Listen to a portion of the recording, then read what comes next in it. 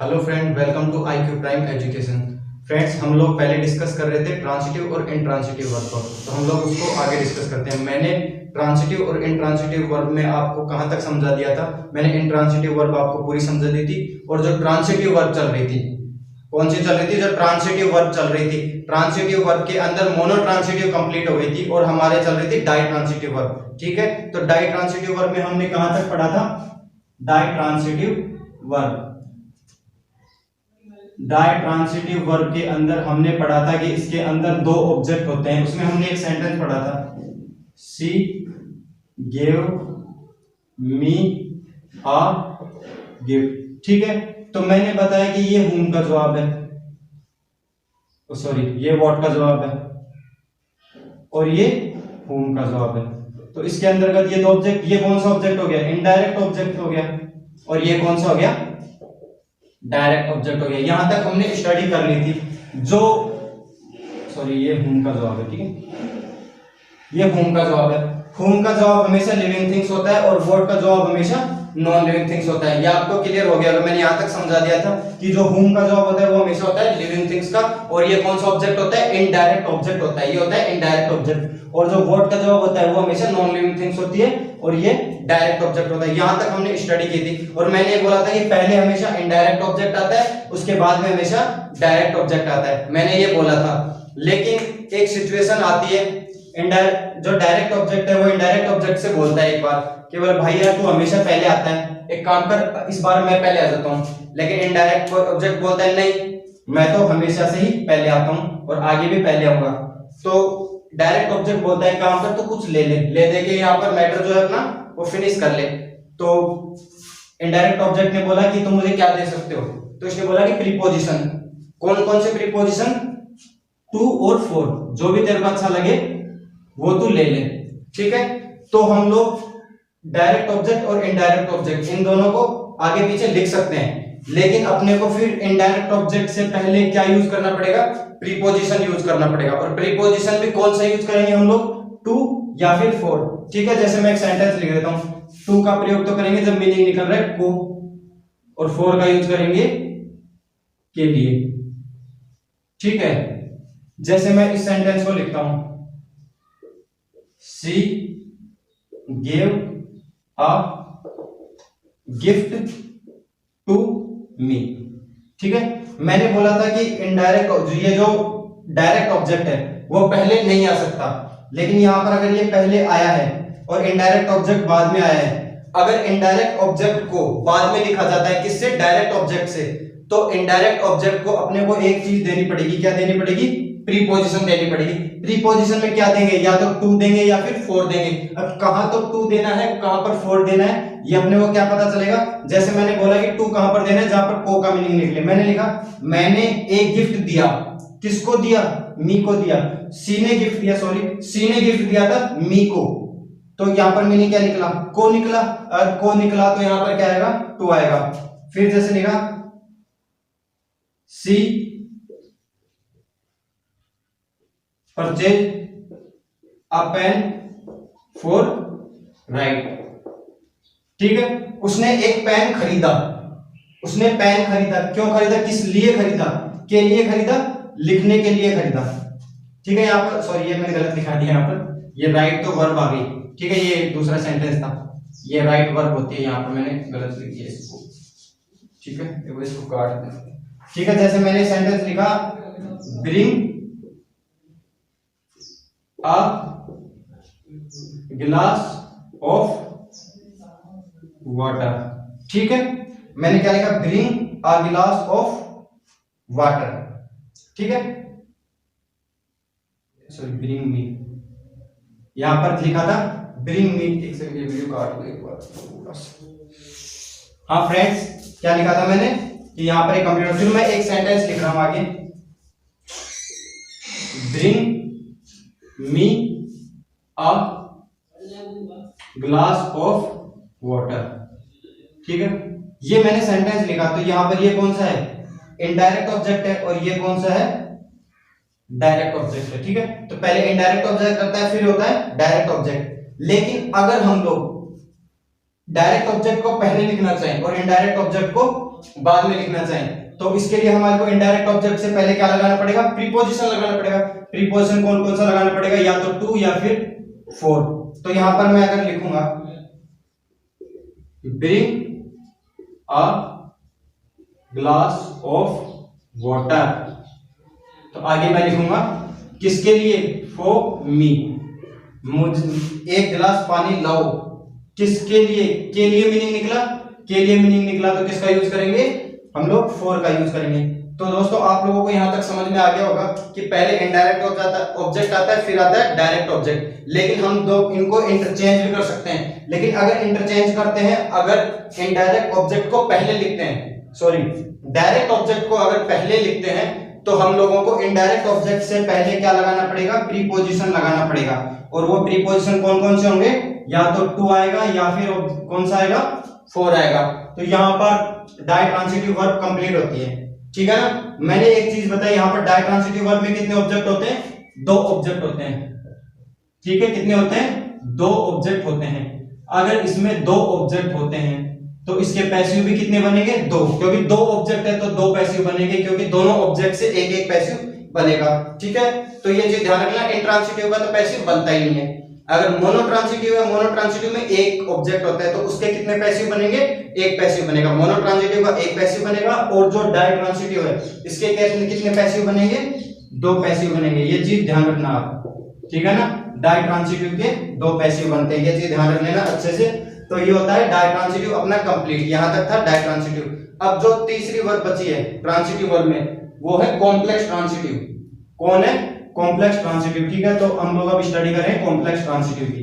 Complex transitive होती क्या है, कॉम्प्लेक्स ट्रांसिटिव होती है जिसके अंदर ऑब्जेक्ट होता है और ऑब्जेक्ट के साथ ऑब्जेक्ट कॉम्प्लीमेंट होता है, ठीक है।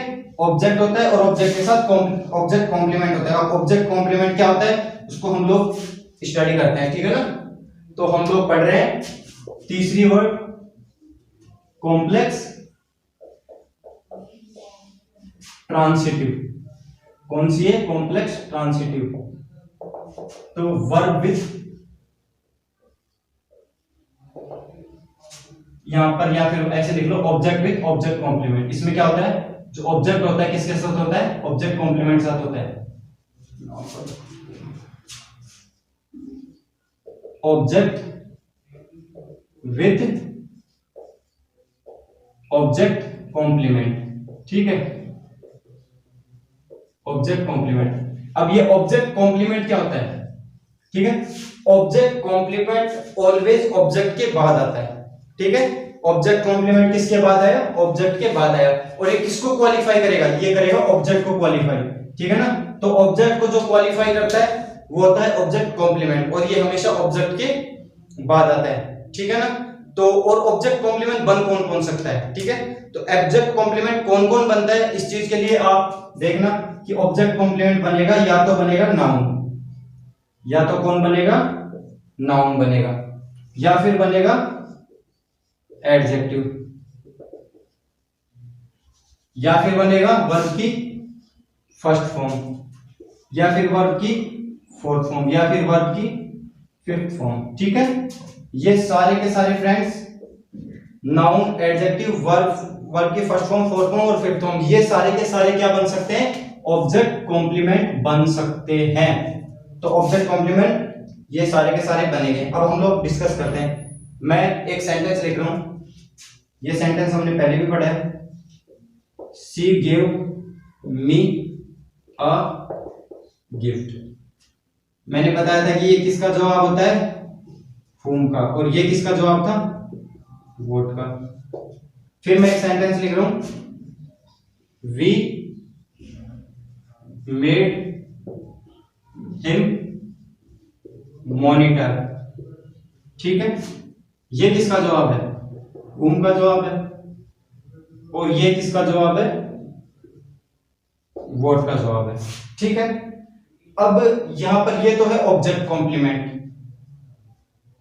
ठीक है ना, क्या है, ऑब्जेक्ट कॉम्प्लीमेंट। और ये जो है ये है ऑब्जेक्ट, कौन सा ऑब्जेक्ट, डायरेक्ट ऑब्जेक्ट, ठीक है।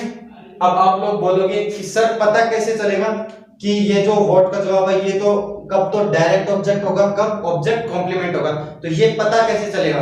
ठीक है, तो इस चीज के लिए हम लोग देखते हैं। जैसे देखना, मैंने यहां पर लिखा मी और अ गिफ्ट, ये दोनों क्या है? अलग अलग है, मतलब whom और what का जवाब अलग अलग चीज है। मी और अ गिफ्ट ये दोनों अलग अलग है। लेकिन अगर मैं यहां पर देखूं तो हमने हिम को बनाया, हिम को क्या बनाया? मॉनिटर बनाया, तो हिम ही तो मॉनिटर है, मतलब हिम और मॉनिटर ये दोनों एक ही तो पर्सन है। तो whom और what का जवाब कौन है? एक ही पर्सन है। तो whom और what का जवाब जब एक ही पर्सन होता है तो ये कौन सी क्या हो गया? ये ऑब्जेक्ट कॉम्प्लीमेंट हो गया। ठीक है, तो whom और what का जवाब जब अलग अलग लोग होते हैं तो वो होता है डायरेक्ट ऑब्जेक्ट। लेकिन अगर ये दोनों के दोनों एक ही के जवाब होते हैं, whom और what जब एक ही पर्सन के जवाब होते हैं तो क्या होते हैं? ये ऑब्जेक्ट कॉम्प्लीमेंट। तो आपको समझ में आ गया होगा, क्योंकि जब नाउन होता है, नाउन क्या हो सकता है? डायरेक्ट ऑब्जेक्ट भी हो सकता है और नाउन क्या हो सकता है? ऑब्जेक्ट कॉम्प्लीमेंट भी हो सकता है। लेकिन इनमें डिफरेंस कैसे पता चलेगा ये आपको समझ में अच्छे से आ गया होगा कि अगर ये एक ही पर्सन है तो ये ऑब्जेक्ट कॉम्प्लीमेंट, और अगर ये दोनों अलग अलग हैं तो ये क्या हो गया? Direct object. ठीक है दोस्तों, यहां तक आप लोगों को क्लियर हो गया होगा। अब हम लोग आगे डिस्कस करते हैं इसी चीज को। ठीक है ना, अब मैंने बोला था कि जो ऑब्जेक्ट कॉम्प्लीमेंट, नाउन तो कंप्लीट हो गया, अब कौन हो सकता है? एडजेक्टिव हो सकता है। क्या हो सकता है? एडजेक्टिव हो सकता है। ठीक है, तो हम लोग इसको डिस्कस करते हैं। तो एडजेक्टिव क्या होते हैं? जो क्वालिफाई करते हैं किसको? नाउन और प्रोनाउन को। ठीक है, मैंने लिखा वी मेड हिम फुलिश, हमने उसको क्या बनाया? पागल बनाया। पागल बनाया, ये क्या हो गया? एडजेक्टिव। और किसको बनाया? हिम को बनाया। तो ये हिम को क्या कर रहा है? क्वालिफाई कर रहा है। अगर ये हिम को क्वालिफाई कर रहा है तो ये क्या हो गया? ऑब्जेक्ट कॉम्प्लीमेंट हो गया। एडजेक्टिव होते हैं तो एडजेक्टिव क्या होते हैं? किसको क्वालिफाई करते हैं? अगर एडजेक्टिव ऑब्जेक्ट को क्वालिफाई कर रहा है, एडजेक्टिव ऑब्जेक्ट को क्वालिफाई कर रहा है तो वो क्या हो गया? ऑब्जेक्ट कॉम्प्लीमेंट हो गया। ठीक है, अगर एडजेक्टिव सब्जेक्ट को क्वालिफाई करता है तो वो क्या होता है? Subject complement. वो हम लोग आगे डिस्कस करेंगे, फिलहाल आप ऑब्जेक्ट कॉम्प्लीमेंट को समझो, क्योंकि ऑब्जेक्ट को क्वालिफाई कर रहा है इसलिए ऑब्जेक्ट कॉम्प्लीमेंट हो गया। ठीक है, तो और उसके बाद में कौन कौन बन सकता है? वर्ब की फर्स्ट फॉर्म बन सकती है, वर्ब की फोर्थ फॉर्म बन सकती है, वर्ब की फिफ्थ फॉर्म। अब हम फर्स्ट फॉर्म बात करते हैं। सी लेट मी गो, या इसको वेट लिख लो। ठीक है, वेट, सी लेट मी वेट। ठीक है, लेट के बाद में हमेशा क्या आती है? वर्ब की फर्स्ट फॉर्म आती है। सी kept me waiting, फिर लिखा she told me to wait। ये वर्ब की फिफ्थ फॉर्म थी, ये वर्ब की फोर्थ फॉर्म थी और ये वर्ब की फर्स्ट फॉर्म थी। तो अगर ऑब्जेक्ट के बाद वर्ब की फर्स्ट फॉर्म आ रही है तो वो क्या हो गई? Object complement. ऑब्जेक्ट के बाद वर्ब की फोर्थ फॉर्म आ रही है तो वो भी क्या हो गई? Object complement. ऑब्जेक्ट के बाद अगर वर्ब की फिफ्थ फॉर्म आ रही है तो वो भी क्या हो जाएगी? Object complement. तो object complement noun, adjective, first verb, verb की फोर्थ फॉर्म और वर्ब की फिफ्थ फॉर्म, ये सारी की सारी हो सकती है। क्लियर? अब हम लोग आगे पढ़ते हैं इसको। आगे ये लिखा हुआ है कि जैसे कुछ सेंटेंस, मतलब ऐसी वर्ब जिनके बाद ऑब्जेक्ट कॉम्प्लीमेंट के रूप में केवल और केवल वर्ब की फर्स्ट फॉर्म ही आ सकती है, दूसरी कोई भी वर्ब फॉर्म नहीं आ सकती। जैसे मैंने एक कुछ वर्ब्स रहती हैं, कौन कौन सी वर्ब्स हैं? जैसे लेट, बिड, मेक और हेल्प। कौन सी? फर्स्ट तो है लेट, बिड, मेक और हेल्प। ये जो वर्ब्स हैं इनके बाद ऑब्जेक्ट कॉम्प्लीमेंट के रूप में हमेशा ऑलवेज वर्ब की फर्स्ट फॉर्म आएगी। ठीक है, इनके साथ हमेशा क्या आती है? वर्ब की फर्स्ट फॉर्म ही आती है। ये चीज आप नोट डाल के लिख रहे हैं ना, मतलब कुछ वर्ब जिनके बाद में ऑब्जेक्ट कॉम्प्लीमेंट के रूप में ऑलवेज वर्ब की फर्स्ट फॉर्म आती है, वो कौन कौन सी है? लेट, बिड, मेक और हेल्प। जैसे लेट मी गो, लेट आ गया तो लेट के बाद में क्या आ रहा है? वर्ब की, सॉरी, वर्ब की फर्स्ट फॉर्म आ रही है। सी बैड मी, सी बैड मी गो। इसका मतलब होता है कहना, उसने मुझे जाने को कहा। वर्ब की कौन सी फॉर्म आ रही है? फर्स्ट फॉर्म आ रही है। सी मेड मी रन। इसका मीनिंग क्या निकलता है? किसी से कोई काम करवाना। ठीक है, तो इसका मीनिंग निकलेगा उसने मुझे दौड़ाया। ठीक है, दौड़ाया तो वर्ब की कौन सी फॉर्म आ रही है? रन। वर्ब की फर्स्ट फॉर्म, ये भी वर्ब की फर्स्ट फॉर्म, यहां पर भी वर्ब की फर्स्ट फॉर्म। सी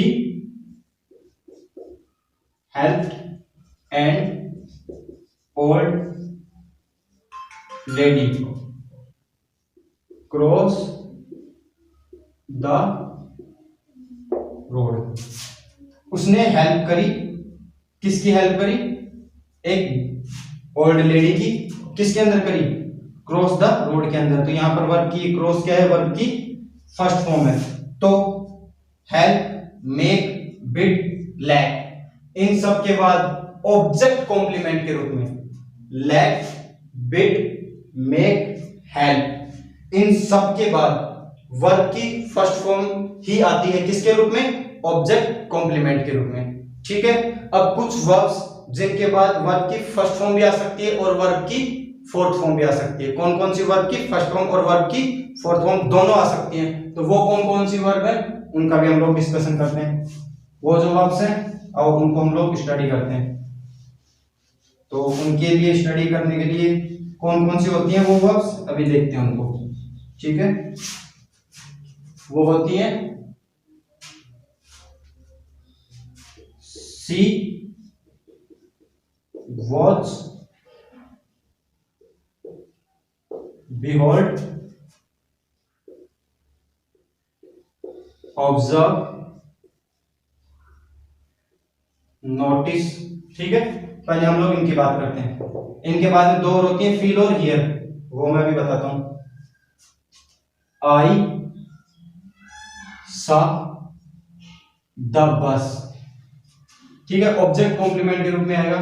वर्ब की फर्स्ट फॉर्म और वर्ब की फोर्थ फॉर्म दोनों ही आ सकती है। गो भी आ सकती है, गोइंग भी आ सकती है। मतलब सा के बाद में जो सी वर्ब होती है, इसके बाद में ऑब्जेक्ट कॉम्प्लीमेंट के रूप में वर्ब की फर्स्ट फॉर्म भी आ सकती है और वर्ब की फोर्थ फॉर्म भी आ सकती है। तो आई सा द बस, गो, गोइंग दोनों सही है। ठीक है, सी वॉच्ड मी, स्टडी और स्टडिंग दोनों ही आ सकते हैं क्योंकि वर्ब की फर्स्ट फॉर्म भी आएगी और वर्ब की फोर्थ फॉर्म दोनों अलाउड है। क्लियर है? सी बिहेल्ड मी कट या फिर कटिंग दोनों ही आ सकता है। The crops. ठीक है, उसने मुझे कैसे देखा? क्रॉप्स काटते हुए देखा। ठीक है ना, तो कट या फिर कटिंग दोनों ही आ सकती है ऑब्जेक्ट कॉम्प्लीमेंट के रूप में बिहेल्ड के बाद। I observe the baby, play भी आ सकता है और प्लेइंग भी आ सकता है। तो वर्ब की फर्स्ट फॉर्म भी आ सकती है और वर्ब की फोर्थ फॉर्म भी आ सकता है। फिर बाद में आई नोटिस्ड हिम,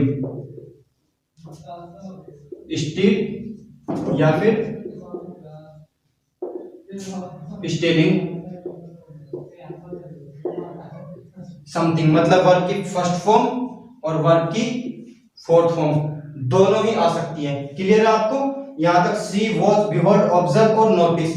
फिर दो वर्ब और बच गई, फील और हियर। कौन कौन सी वर्ब बच गई? फील और हियर। इनका स्क्रीनशॉट ले लो। फिर बच गई फील और हियर। अब हम लोग उन लोगों के भी दो सेंटेंस देख लेते हैं फील और हियर के। ठीक है, तो फील और हियर जैसे मैंने लिखा, फील आई